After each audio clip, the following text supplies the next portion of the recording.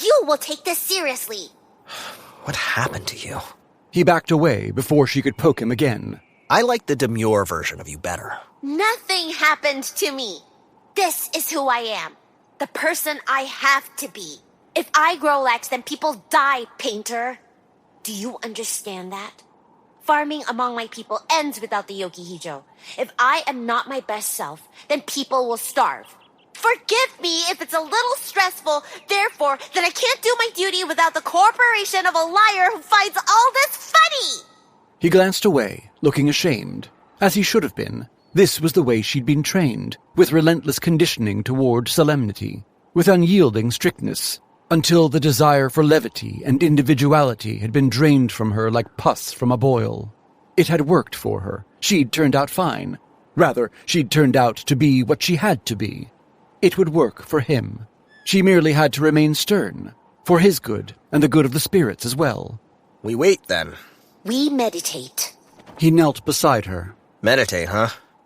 So we just kneel here and think? No thinking. She spread her hands to the sides, tipping her head toward the sky. Meditation is the opposite of thinking.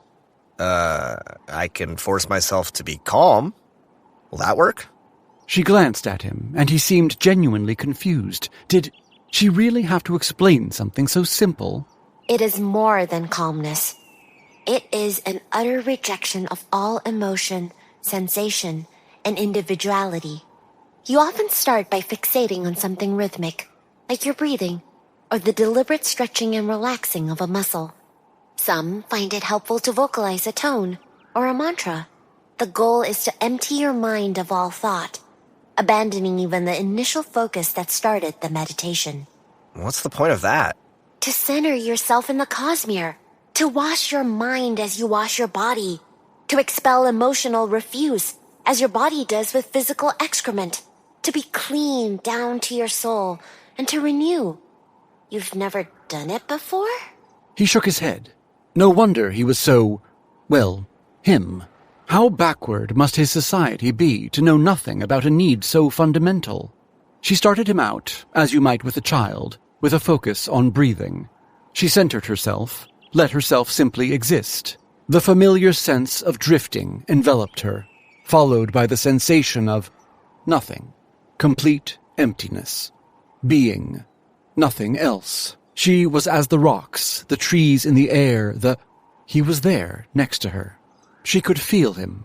Now that she was centered, she sensed him pulling on her. She cracked an eye. His own eyes were closed, but he was smiling, his mouth twitching. You're thinking about something. I can't help thinking. I don't want to stop regardless. I like thinking about things. You will control even those enjoyable thoughts better when you are experienced at meditation. There's more to life than control. Try it. Practice. You'll see. The best artists can focus far better on their art after training to meditate. Control leads to focus, and focus to accomplishment. Depends on what you want to accomplish. The two continued to kneel, and now Yumi found it difficult to stop thinking about him. Not that there was anything specifically appealing about Painter. It was just that she'd never imagined kneeling in a shrine beside someone. It was a thing that married couples did, not an experience for her. To marry would be to defy the spirits and the gift they'd granted. To have a love, to have a family, would be to turn her back on her duty. She was a precious resource, and absolute dedication was required.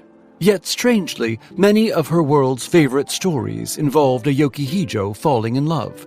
Leon had rightly tried to keep them from her, but Yumi had heard the tales from Samjae, a Yokihijo she'd been friends with when they were young, who had relayed them with a gleeful air of transgression. Samjae said transgressive stories were the best, because forbidden love somehow tasted the sweetest. Nice.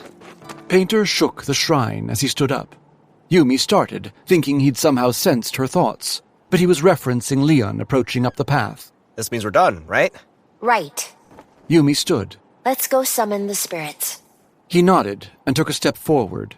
Then he paused. Wait, I can't believe I never asked this, but how do we summon them? You said something about art the other day. Yes, it's easy. All you have to do is stack some rocks.